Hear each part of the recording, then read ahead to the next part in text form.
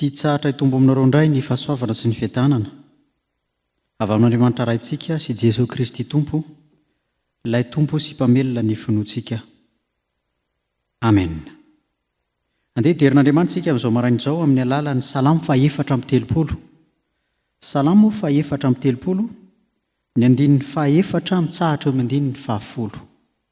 Salamo 430, ny andininy 4 mitsahatra eo amin'ny andininy 10. Andeha hitsangantsika ry havako, hiderany tompontsika.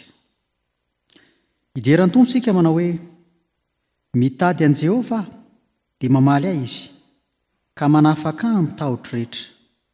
Mijery azy ireo ka miramirana, sady tsy mangah ihany tavany. Ity olo-mahantra ity, ny antso dia niaino Jehovah, ka namonjy azy tamin'ny fahoriany rehetra. Ny anjelin'i Jehovah mitoby manodidina izay matahotra azy, ka mamonjy azy.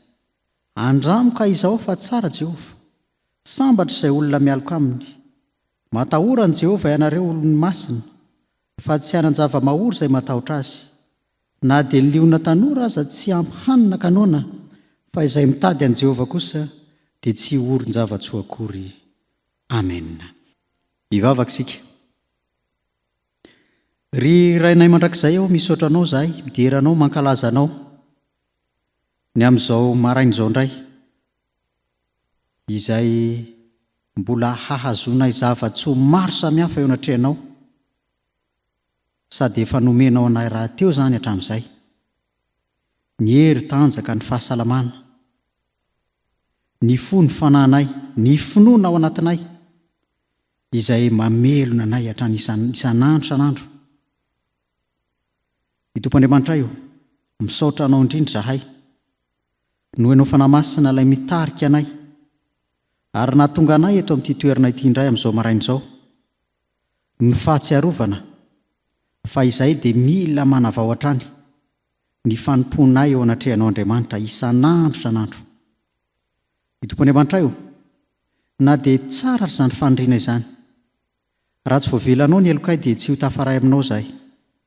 Koa mamela ny elokay indray amin'izao marain'izao, fa mitalao aminao mafy izahay, mba hahafahanao manafaka ny fahotanay.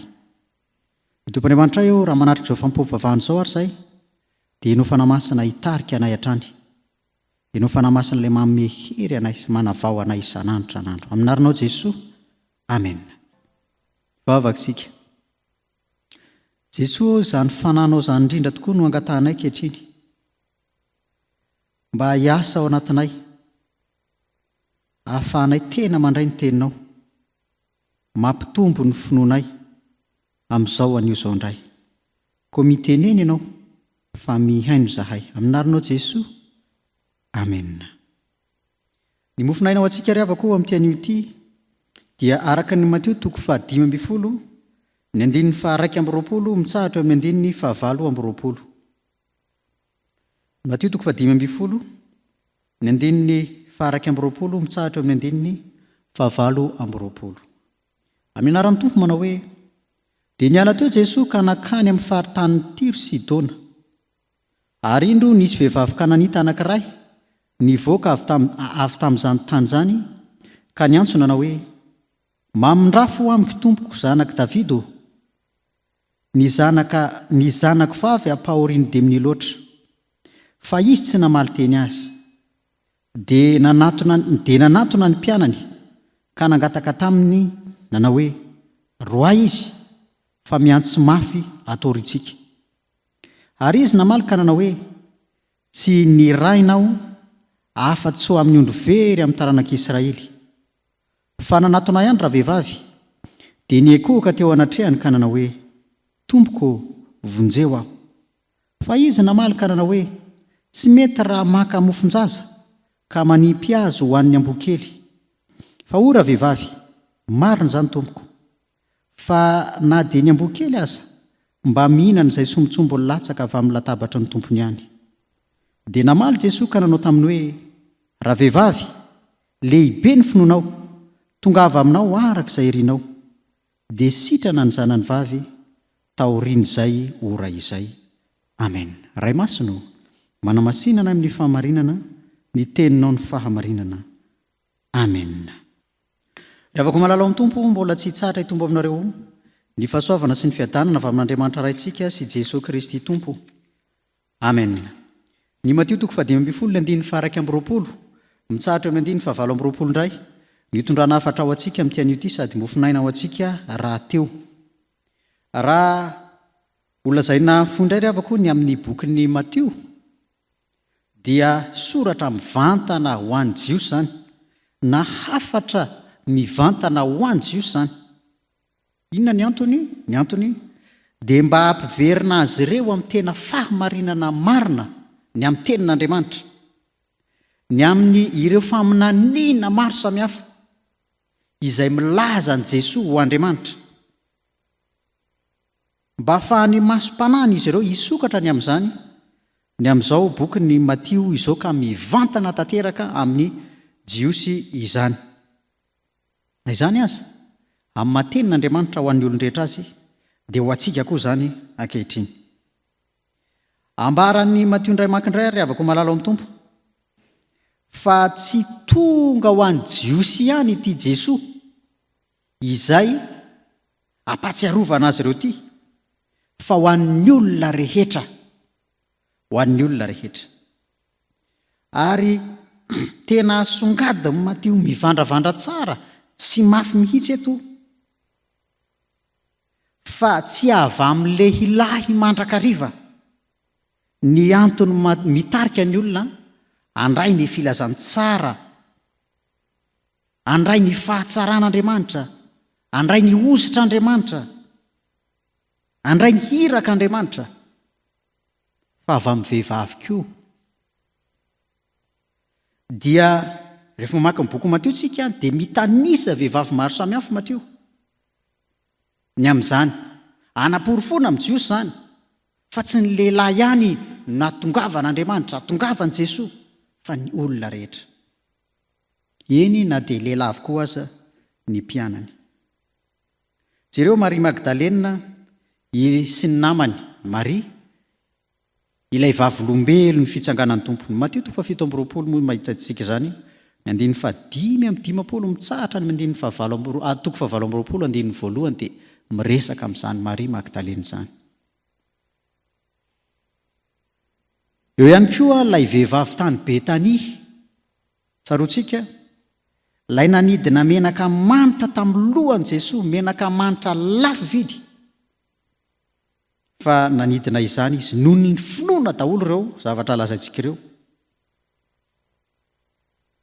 Fa tsy ireo ihany fa maro ny vehivavy voatanisa Matio araka ny voalaza teo, ilay mandray ny finoana avy amin'Andriamanitra ary dia miasa noho izany finoana ao anatiny izany. Raha tsorina rehavako dia izao, vehivavy fantso ny tenin'Andriamanitra mitondra famonjena ho an'ny hafa ireo vehivavy ireo, toa anareo vehivavy eto koa izany. Anio rehavako dia ny Matio 10:20 mitsahatra ny 9:20 no resantsika. Ity koa dia miresaka vehivavy Kananita anankiray izay Jesosy efa nivoaka tao amin'ny tanin'ny Israely no nahita azy, raha avy nifanditra tamin'ny Fariseo Jesosy ny amin'ny lalàna napetraka ny razana, ireo fampianarana voatolotry ny razana hitantsika ery amin'ny 2 amin'izao Matio 10:20 izao. Avy nifanditra tamin'ny Fariseo Jesosy. Io fifandiran'i Jesosy tamin'ny Fariseo io rehavako dia midika fa feno izao ny fepetra ivoahan'i Jesosy amin'ny tanin'ny Israely hamonjy ny hafa rehefa tsy mandray izany famonjeny izany ny ankamaroan'i Jiosy. Ity vehivavy anankiray ity rehavako malala ao amin'ny tompo, izay niangafatratra an' Jesosy mba hositraniny ny zanany izay nampahoriany dia loatra araka ny voavaky teo. Voamarina tsara eto fa ity finoana ity vehivavy ity no nahalalany an' Jesosy. Azany no afatra ao antsika amin'izao an'io izao, ny finoana ao anatintsika dia ahalalana an'Andriamanitra. ny finoana vehivavy eto no nanosika azy teny hoe zanaky Davida. Zanaky Davida, ilay mpanjaka mahery, ilay mpanjaka mitondra fanafana, ilay mpanjaka mitondra fahasitranana ho an'ny zanany, dia mino zany ty vehivavy ty. Hainy fa ao amin'i Jesosy zany fahefana afaka manasitra an'izany. Na tsy mivantana aza satria ity Andriamanitra ity dia Andriamanitra ny fotoana rehetra, Andriamanitra ny toerana rehetra, ary Andriamanitra miasa amin'ny fomba rehetra izay tiany anatanterahana izany.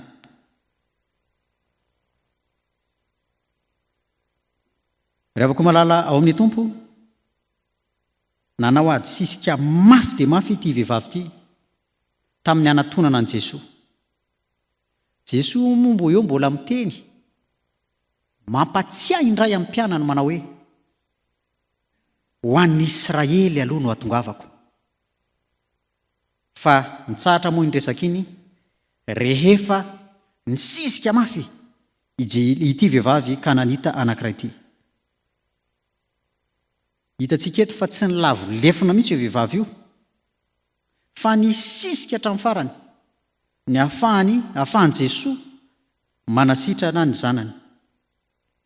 Araka ny hitantsika eo nefa dia tsy namaly aloha Jesoa, tsy namaly izy, na dia nangataka mafy aza ilay vehivavy. Misoratra eo manao hoe fa izy tsy namaly teny azy. Inona ny dikan'izany ry havako? Dikan'izany dia izao, sedraina aloha ny finoany, sao finoana filan-javatra fotsiny, sao sendra ny zavatra mahaporitra fotsiny ka mitady an'Andriamanitra. Sedraina aloha ny finoana, toy ny resantsika maly teto. Na izany aza dia nisisika mafy ihany ilay vehivavy, tsy ilaitra nankisoko izy, fa nisisika mafy mba hahafahan Jesoa manao asa ho azy. Ary dia hoy mihitsy ny mpianatra tamin'i Jesoa manao hoe roay ihany izy. Io dikany teny mpianatra io ry havako dia tsy hoe fandroahana be fahatany, hoe noho ny tsy fitiavana ilay kikika an'ilay vehivavy, fa ny hevitra io teny mpianatra io dia hoe omeo azy izay ilainy dia avelao izy andeha. Omeo azy izay ilainy dia avelao izy andeha. Fa mbola tsy taitra ihany Jesoa, fa mbola mitady ilay finoana marina izy. Mbola tsy maika izy, satria mila faharetana sy fizahan-toetra ny finoana izay ao anatintsika. Mila miasa amin'ny faharetana, mila manatona an'Andriamanitra amin'ny faharetana, mila miaritra zavatra maro samihafa vao manana ilay finoana tena marina isika. 5:20, fa nanatona ihany ny ravehivavy. Inona moa zany ry havana ny afatra izay tsoahantsika amin'izao vehivavy misisika anatona an' Jesoa mba hanasitranana ny zanany izao? Dia mety tsapantsika amin'ny vehivavy izany na eo anivon'ny fiangonana na any amin'ny sehatra maro samihafa, fa ny vehivavy dia tsy manaiky izany raha tsy afa-po izy. Asa natsaroanareo vehivavy izany amin'ny toetranareo sy ny fomba fiainanareo. Fa raha ny tantara an'ireo vehivavy amin'ny soratra masina voalaza teo ireo dia toy ity vehivavy ity koa, nisisika mafy ny amin'ny fanarahan-dian'i Jesoa. Maharitra amin'ny fialanenina ny vehivavy, hitantsika eo izany. Ary andao mba toetra hananantsika lehilahy koa izany, mba haharitra amin'ny fialanenina, amin'ny fisisihana makao amin'Andriamanitra. Ny zavatra hita matetika mantsy dia vitsy mandrakariva ny lehilahy amin'ny fanompoana an'Andriamanitra. Ary raha lava aza ny fotoana ty am-piangonana dia ny lehilahy no matetika memena manao hoe lava loatra koa izany fotoana izany. Eny na dia ny vehivavy aza no misaina mandrakariva ireo karazan-javatra maro be any an-tanàna any hoe zao no mbola atao, zao. Dia matetika ny lehilahy no memenina kely eo, ataoko hoe memenina kely. fa vokatry nyity finoany raha vehivavy ty ry havako dia nandresy izy, nandresy izy satria nisisika mafy manatona an' Jesosy. Ny avatra ao antsika faharoa zany amin'izao nio izao dia hoe mampandresy antsika io finoana io. Rehefa tena ampiasaintsika marina izany finoana izany dia mampandresy antsika izany. Tsarovy anefa, araka ny voalaza teo, fa mila faharetana sy fikirizana ny fampiasana ny finoana. Eto ry havako na dia noarin'i Jesosy tamin'ny amboakely azy ity vehivavy ity. Iza moa zany hoe amboakely zany raha nivotry ny soratra masina eto? Ny hoe amboakely eto dia hoarin'i Jesosy, le tiany Jesosy lazaina zany eto dia hoe ny antsoina hoe zaza omena mofo eto dia ny zanak'Israely. Zaza omena mofo. Ary ity vehivavy ity dia noarin'i Jesosy tamin'ny amboakely. Fa na dia noarin'i Jesosy tamin'izany azy izy, dia mbola fatra-panaja an'Andriamanitra Jesosy ihany. Rehavako malala ao amin'ny tompo, araka ny voalaza teo moa dia nivoaka ny faritany ny Israely Jesosy eto. Ary ity vehivavy ity no niona tamin'ny voalohany sy nandray ny famonjena avy aminy raha nivoaka ny faritany ny Israely izy. Rehavako malala ao amin'ny tompo, inona moa no azo tsoahana amin'izany rehetra izany? Ny azo tsoahana dia izao: raha misy zavatsarotra re iainanao isan'andro san'andro, atrehinao, setrainao, sedrainao, dia aza kivy amin'ny fanatonana an' Jesosy. Aza mora ketraka rehefa tsy mahazo valim-bavaka eo no eo ka tsaronao izany. Fa Jesosy dia manana ny fotoana ho anao satria misedra tsara ny finoanao izy. Ary torio amin'ny olona rehetra izany, ny amin'io faharetana ao amin'Andriamanitra io. Fa ankehitriny, no ny hamafy ny fiainana ve, no ny hasarotra ny fiainana isan'andro ve, dia maro ny olona tsy maharitra ao amin'Andriamanitra, mitady zavatra maro samihafa.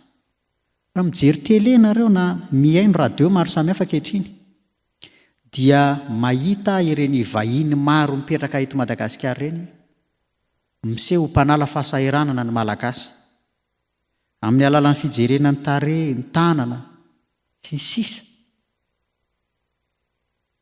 Ary betsaka ny olona no manatona azy ireny satria tsy mahari-pery amin'ny fanatonana an'Andriamanitra amin'ny olana izay mianjady aminy. Malemy finoany ary mety ho faty mihitsy aza izany finoana ao anatin'izany. Loha hevitsika amin'ity volan'ity nefa dia hoe velon'ny finoana ny mpino. Noho izany, raha tsy misisika mafy ohatran'ity vehivavy ity tsika mampiasa ny finoantsika ao amin'Andriamanitra, dia tsy ho velona izany finoana izany. Kaokary tsika hery havako, aoka isika hisisika mafy anatona an' Jesosy, aza kivy, aza ketraka. Fa rehefa misisika mafy tokoa ianao dia tonga aminao ilay tenin'i Jesosy manao hoe tongava aminao araka izay herinao. Avatra roa izany nentinao antsika ry havako tamin'ity anio ity. Ny avatra voalohany dia hoe ny finoana no ahalalana an'Andriamanitra. Raha vao tsy manana ny finoana io tsika dia tsy fantatsika mihitsy Andriamanitra.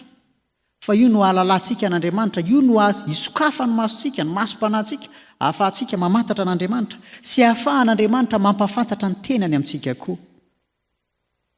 Ny faharoa dia hoe mampandresy antsika io finoana io. Rehefa tena misisika mafy manatona an'Andriamanitra tsika amin'izay rehetra ilaitsika noho ny finoantsika, dia mampandresy antsika izany finoana izany. Ho an'Andriamanitra ny voninahitra, ho antsika kosa ny teny izany asoa ny tena sy ny fanahintsika. Amen. Ivavaka isika. Andriamanitra misaotra anao izay noho ny amin'ny teninao. Teny mahazatra anay loatra izany, ary dia matetika miverina eo masonay, mitamberina ao an-tsainay. Na izany kosa aza, nazahoanay afatra vaovao aminao indray tamin'izao maraina izao. Satria Andriamanitra manavao anay ianao ary ahatonga anay zany mba olon'ny finoana marina tokoa.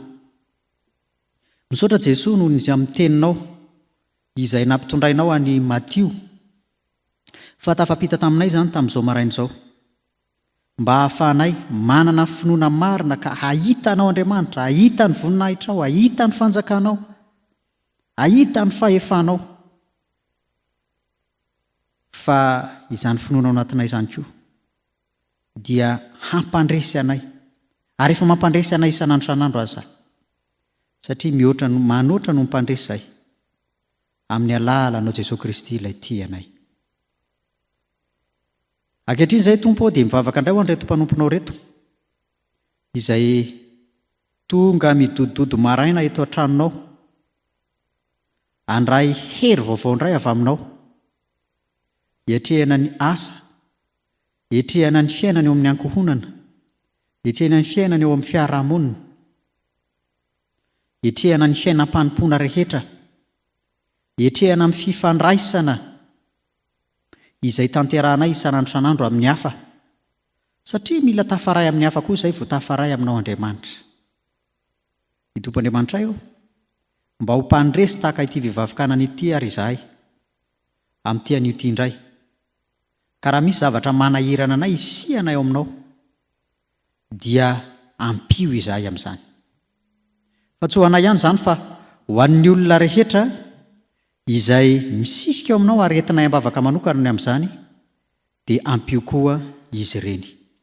Ny Tompon'Andriamanitra io izay rehetra tsy voatononay tamin'izao maraina izao nefa fantatrao fa mahasoa anay dia tanterao izany. Ny vavakay kosa dia farananay amin'ilay vavaka tsara indrindra nampianarinao ny mpianatra ao fa izay manao hoe: Renay izay ny an-danitra, ho masina ny anaranao, ho tonga ny any fanjakanao, ataony ny sitraponao etỳ an-tany tahaka ny an-danitra. Omeo anay izay anona saza ao anay ary mamela ny elokay tahaka ny namelanao izay meloka taminay. Aza mitondra anay mifankam-panahy, manafana amin'ny ratsy, ho anao ny fanjakana sy ny hery ary ny voninahitra mandrakizay. Amen. Raha izao ny finoana sy ny fanantenana ry havako ny tsodrano tonoana amin'ny anaran'i Jesosy Kristy Tompontsika manao hoe: Jehovah ny mpiaranao, Jehovah ny fialofanao amin'ny ankavananao. Ny masoandro tsy hamely anao noho ny andro, na ny volana noho ny alina. Jehovah hiaro anao amin'ny ratsy rehetra, eny hiaro ny fananao izy. Jehovah hiaro anao na mivoaka na miditra, hatramin'izao ka ho mandrakizay. Amen. Petraka anareo ry havako, hivavaka mangina isika.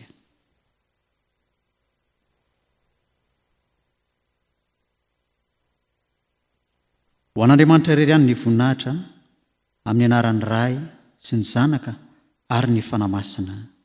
Amen.